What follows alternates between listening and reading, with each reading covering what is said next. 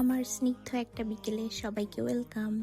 বাইরে খুব সুন্দর একটা ওয়েদার, ঝিরিঝিরি বৃষ্টি পড়ছে।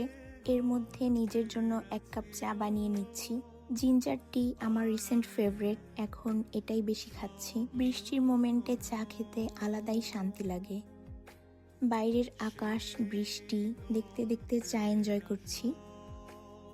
হঠাৎ করে পাশের ছাদে এনাকে দেখতে পেলাম বসে বসে আম খাচ্ছে।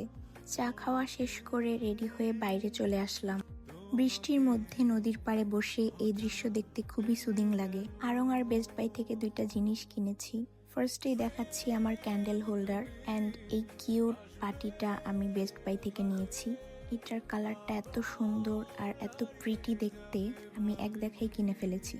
ক্যান্ডেল হোল্ডারে আমার এই পিউনি ক্যান্ডেলটা সেট করে নিচ্ছি। It's looking so gorgeous. রাতের বেলা নিজের জন্য মোমো বানিয়েছি। মোমো খেতে খেতে আজকের ব্লগটা এখানেই শেষ করছি। আল্লাহ হাফেজ।